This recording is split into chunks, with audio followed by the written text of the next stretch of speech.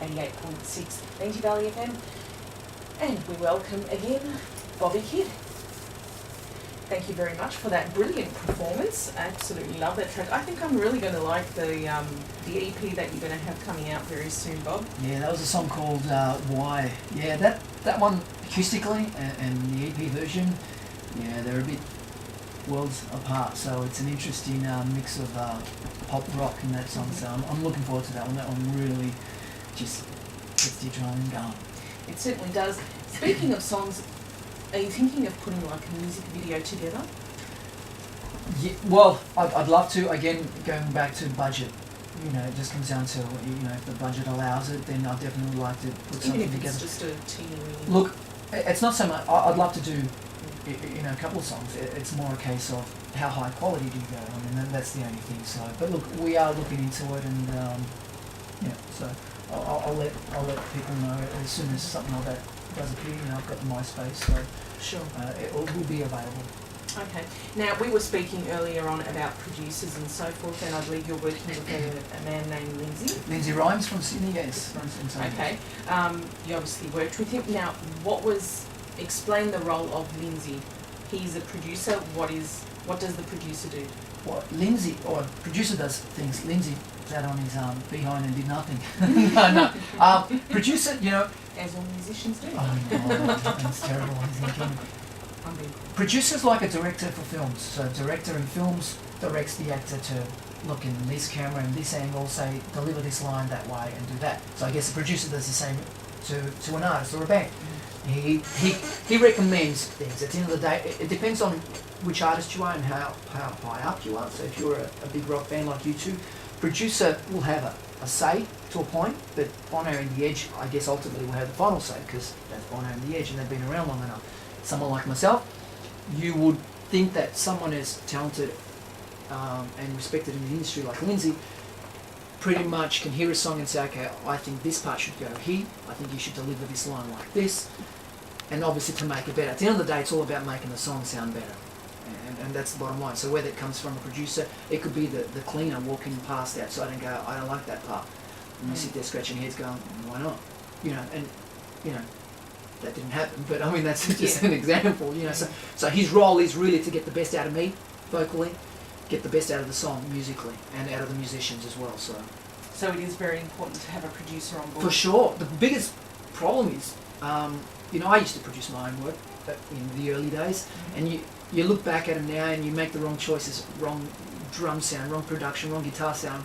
It's not only the sound, it's what you play, where you play. So if a band thinks that they can produce it themselves, there's not many artists that can produce themselves that have been successful, with the exception of Prince and Michael Jackson. You know, you don't. So, and you get too close to songs, you write a song and it's a personal thing, it's like your kid, and you get too close.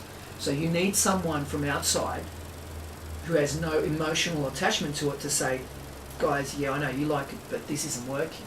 Like this part actually doesn't work, try this, or sing it this way, or it's in the wrong key, or it's too slow, or it's too fast. There's a lot of factors that go into, you know, there's a reason why there's hit songs. They're not just by chance that someone happened to write a song, which at the end of the day, that's the other thing too, I'm going on right now. At the end of the day, a producer is, as good as a producer is, if you don't have a good song or a great song, there's nothing he can really do. He can turn an okay song into a good song with polished production, but if you've got a great song to begin with, he can only turn that into a great hit song. And I guess that's, you know, that's the, you know, the power of a producer or a good producer.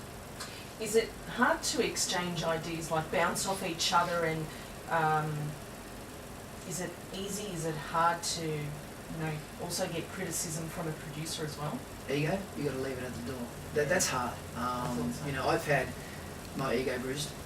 It's just one of those things. As a muso, everyone has an ego, and especially when you write songs, because everything that everyone writes, everyone thinks it's good, and it's the greatest thing. And sometimes you give it to someone and they just go, "No, this is terrible." So it is hard. Lindsay and I work well together, so there's a chemistry there you've got to have as well. You can have the best producer, but if there isn't a chemistry there, it doesn't really matter because you're not seeing eye to eye. So we were on the same page. Every day we're on the same page. But having said that, we'd argue. You know, if we didn't argue, then I'd be questioning whether this is really working, because he's then agreeing on everything that I say, and likewise. So we don't agree on everything, but there's a great chemistry there, and we work really well together. So. And you actually prefer having a producer work with you For as sure. opposed to doing things yourself, like Yeah, you said earlier? well, I mean, and I'm grateful for that, and I'm a better musician, better singer, better producer myself. Not that I'm a producer, but it's taught me a lot about how they construct songs, how they, you know, rewrite songs, and how everything's Exactly. put together. It's a valuable lesson. Was it hard to remain energised at times in the studio? Well, yeah, the amount of hours we did, we were pulling 12 to 14 hour days. There was, the Sunday that I was leaving, that Saturday night, we stayed till 4 in the morning. Finished up, got back to where I was staying, got up at 8 in the morning to go back to the studio to finish up that sort of morning, sort of mid-morning lunchtime. It was hard, especially when you're doing vocals, because when you hear the EP, there's a lot of energy to them. They're upbeat songs, and there's a high energy, and the songs are high. The songs aren't easy to sing. They're up there. And it was hard, yeah, because you're not singing the whole song straight through. You're singing verses, and then you're singing the choruses, and he could turn around and go, sing the end chorus, and then you've got to think, okay, well, I've got to deliver this way, and you've got to keep up your energy. And yeah, it wasn't easy to do. And when's the EP coming out? The EP, hopefully, it should be finished mixed by a week or two. I've got the photo shoot next week, so I'm hoping within 2 weeks, 3 at the most, it should be out and available. So it'll be uploaded on MySpace, and you should be able to purchase it at the gigs or through MySpace. All right, folks, well, that wraps it up. Bobby Kidd live in the studio. Thank you very much for performing. Thank you very much, Justin. For information, you can go to myspace.com/Bobby Kidd Music. Once again, thank you very much, and I look forward to the EP, so Yes, I can play as soon as I get it, I will drop it off for you, and you can play it away. Fantastic.